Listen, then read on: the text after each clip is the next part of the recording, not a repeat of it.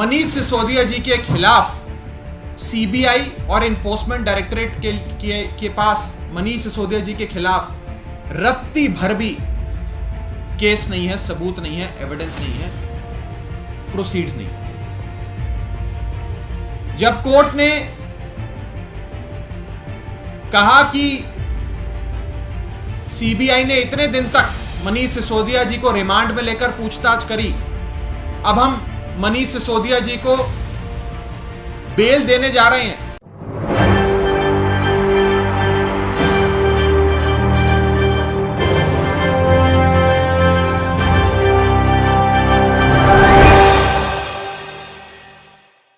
नमस्कार, मैं नाज़मीन खान और आप देख रहे हैं SPN 9 न्यूज़।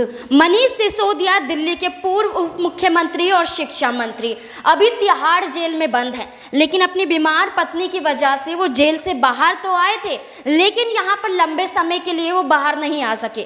तिहाड़ जेल में अभी भी बंद है और उनके खिलाफ याचिका दाखिल जो की जाती हैं उसमें जो चार्जशीट में बार बार मनीष सिसोदिया का जिक्र किया जाता है और मनीष सिसोदिया को लेकर 5 चार्जशीट दाखिल की जाती हैं, जिसमें ईडी सीबीआई के तहत यहाँ पर उनका नाम शामिल होता है। अब ऐसे में मनीष सिसोदिया को जिस तरीके से उम्मीद थी कि यहाँ पर राहत मिलती हुई नजर आएगी, क्योंकि उनका पूरा मामला हाई कोर्ट में चलता हुआ नजर आ रहा था। यहाँ पर मनीष सिसोदिया के वकील जो है वो तमाम दलील पेश करते हुए नजर आए थे कि ईडी सीबीआई ने उनके फ़ोन अपने पास रखे हुए थे, ईडी सीबीआई ने ही उनके फ़ोनों को नष्ट किया था और यहाँ पर झूठ बताया गया था कि मनीष सिसोदिया ने जानबूझकर अपने फ़ोनों को यहाँ पर नष्ट कर दिया है। उसके बाद तमाम ऐसे सबूत यहाँ पर मनीष सिसोदिया के वकील ने दिखाए कि यहाँ पर फंसाने की कोशिश यहाँ पर मनीष सिसोदिया को किया जा रहा है। लेकिन उसके बावजूद यहाँ पर देखा जाए तो मोदी सरकार की ईडी सीबीआई जो उनके इशारों पर नाचती है,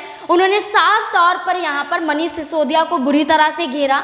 और जब जब यहाँ पर ये देखा जाता है कि हाई कोर्ट में मनीष सिसोदिया को लेकर सुनवाई होती है, उस सुनवाई से पहले ही यहाँ पर उन्हें झटका मिलता हुआ नजर आता है। हर सुनवाई में यहाँ पर राहत नहीं मिलती है, जमानत याचिका को खारिज कर दिया जाता है, वकील की दलील को यहाँ पर दरकिनार कर दिया जाता है और ईडी सीबीआई जो यहाँ पर तमाम बातें कहती हुई नजर आती हैं उनको तवज्जो दी जाती है। अब ऐसे में ईडी ने 5 चार्जशीट में मनीष सिसोदिया का नाम लेते हुए वहाँ पर उन्हें ये कहला दिया कि मनीष सिसोदिया की वजह से ही नई आबकारी नीति जो थी, शराब नीति, उसमें उनका बहुत बड़ा हाथ है और बहुत बड़ा घोटाला उनके जरिए किया गया है। अब ऐसे में आपको बता दें कि हाई कोर्ट से मनीष सिसोदिया को राहत नहीं मिली तो मनीष सिसोदिया ने साफ शब्दों में तिहाड़ जेल में बंद होते हुए ये कह दिया कि वो सुप्रीम कोर्ट का रुख करेंगे, क्योंकि जब निचली अदालत से कोई बात ना बने और यहाँ पर उन्हें ही झूठा ठहराया जाए तो न्याय की उम्मीद अब सुप्रीम कोर्ट से लगाते हुए मनीष सिसोदिया दिखाई दे रहे हैं। मनीष सिसोदिया यहाँ पर साफ शब्दों में ये कहते हुए नजर आ रहे हैं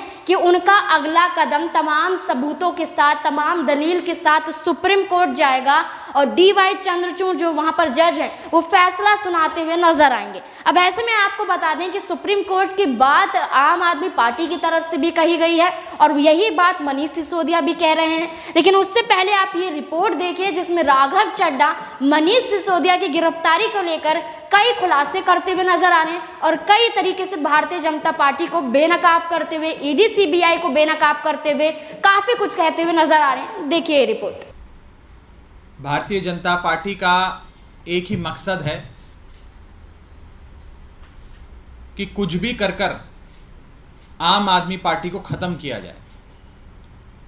बीजेपी को अगर किसी से डर लगता है तो आम आदमी पार्टी से लगता है, अरविंद केजरीवाल से लगता है।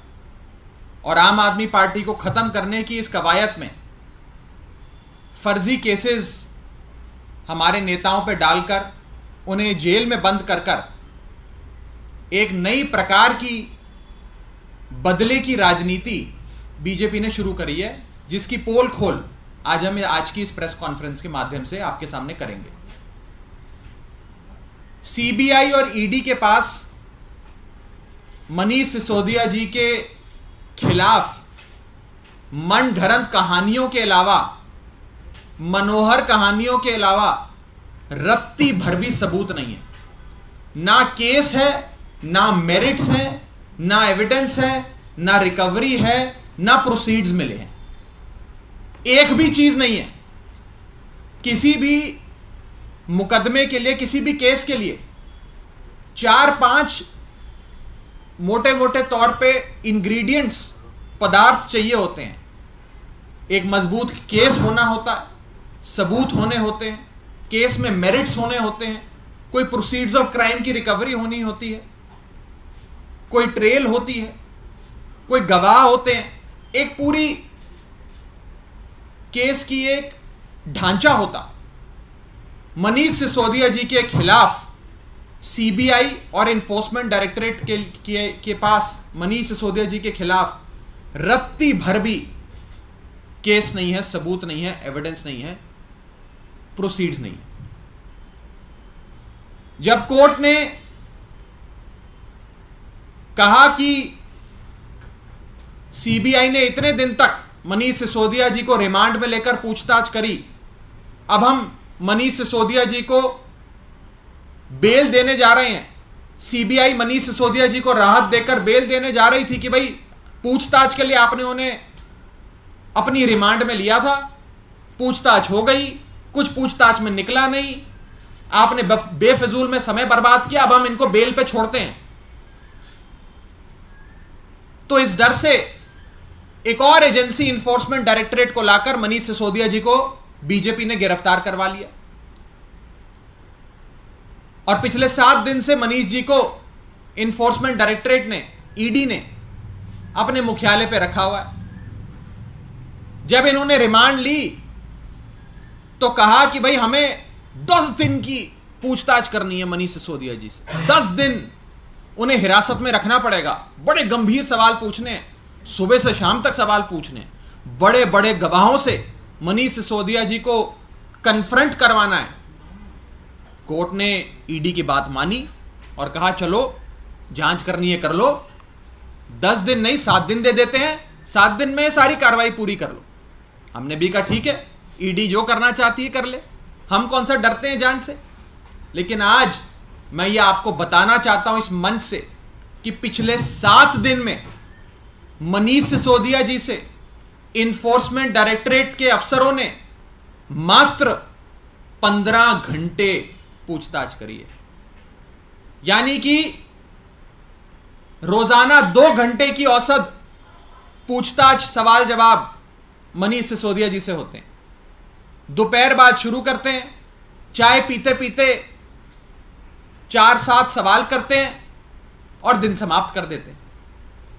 7 दिन में मात्र 15 घंटे की पूछताछ, औसतन 2-2.25 घंटे रोजाना पूछताछ होती। दूसरा, इन्होंने कहा कि हमने बड़े बड़े गवाहों से मनीष सिसोदिया जी का आमना सामना कराना है, इसके लिए हमें मनीष सिसोदिया जी की रिमांड चाहिए, उन्हें हिरासत में लेना है थोड़े समय के लिए, जांच पूरी करने के लिए। एक लंबी फहरिस्त दे दी कि इतने लोगों से मनीष सिसोदिया जी का आमना सामना कराना है, तो हमें मनीष सिसोदिया जी को अंदर रखना पड़ेगा। पिछले 7 दिन में इन्फोर्समेंट डायरेक्टरेट ने 3 लोगों से, मात्र 3 लोगों से मनीष सिसोदिया जी का आमना सामना कराया। और यह भी खाना पूर्ति है,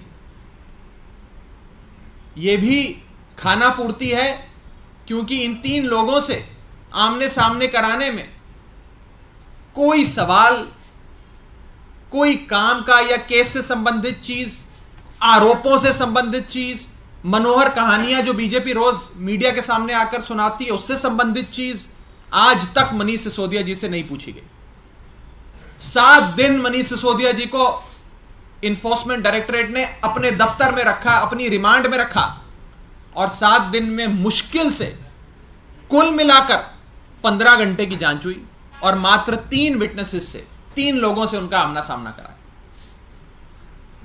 यह दिखाता है कि इनके पास ना सबूत है ना केस है, मकसद बस एक है कि मनीष सिसोदिया को कुछ भी कर जेल में रखो, मनीष सिसोदिया बाहर ना आ पाए, आम आदमी पार्टी के नेताओं को फर्जी मुकदमे दर्ज कर जेल में डालो और उन्हें बाहर ना निकलने दो। कोर्ट में जाकर बोलो कि हमें तो जांच करनी है जी, जांच में कैसे बाधा अटका सकते हैं आप, जांच के लिए समय दीजिए, सवाल पूछने, गवाहों से मिलवाना है।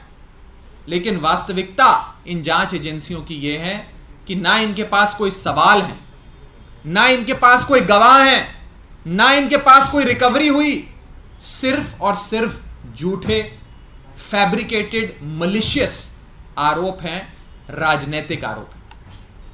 मेरा तीसरा बिंदु, जिस मुकदमे में सीबीआई ने मनीष सिसोदिया जी को गिरफ्तार किया, जब बेल होने लगी तो एनफोर्समेंट डायरेक्टरेट ने कहा हम गिरफ्तार कर लेते हैं।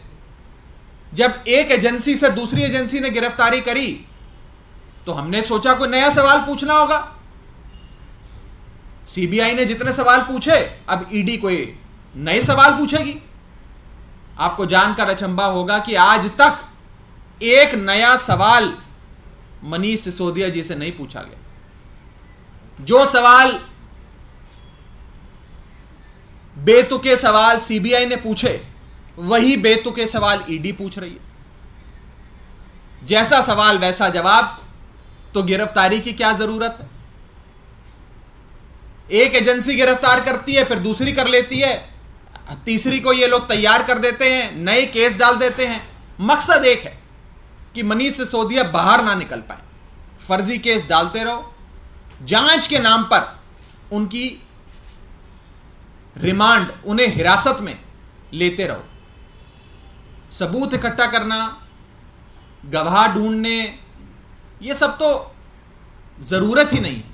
सिर्फ मनगढ़ंत आरोप लगाओ और एजेंसियों का दुरुपयोग कर नेताओं को जेल में रखो। राघव चड्ढा को आपने सुना, उन्होंने साफ शब्दों में यही कहा कि मनीष सिसोदिया को जानबूझकर फंसाने की साजिश रची गई है और यहाँ पर यह साजिश केंद्र सरकार के इशारों पर हो रही है, यानी कि अमित शाह के इशारों पर हो रही है, क्योंकि गृह मंत्री हैं और गृह मंत्री होने के नाते दिल्ली की बात की जाए तो यहाँ पर पुलिस प्रशासन उनके हाथों में आ जाता है, ईडी सीबीआई उनके हाथों में आ जाता है, उनके अधिकारी उनके इशारों पर नाचते हुए दिखाई देते हैं। तो अब ऐसे में मनीष सिसोदिया की अगर बात आती है तो यहाँ तो अब बुरी तरह से फंस चुके हैं। लेकिन जिस तरीके से गुजरात हाई कोर्ट से उन्हें राहत नहीं मिली है, अब उन्होंने सीधे तौर पर सुप्रीम कोर्ट का रुख करने की बात की है। तो ऐसे में क्या जो सुप्रीम कोर्ट का मामला अब चलेगा, मनीष सिसोदिया वहां पर जाएंगे, उनके वकील तमाम दलील पेश करेंगे, तो ऐसे में क्या मनीष सिसोदिया को राहत मिलती हुई नजर आएगी? हाई कोर्ट से ना सही सुप्रीम कोर्ट से न्याय मिलेगा? आपको क्या लगता है? कमेंट बॉक्स में जरूर बताएं कि सुप्रीम कोर्ट से मनीष सिसोदिया को जमानत मिल पाएगी या फिर ऐसे ही वो तिहाड़ जेल में बंद होते हुए नजर आएंगे। क्या लगता है आपको? कमेंट बॉक्स में जरूर बताएं। धन्यवाद।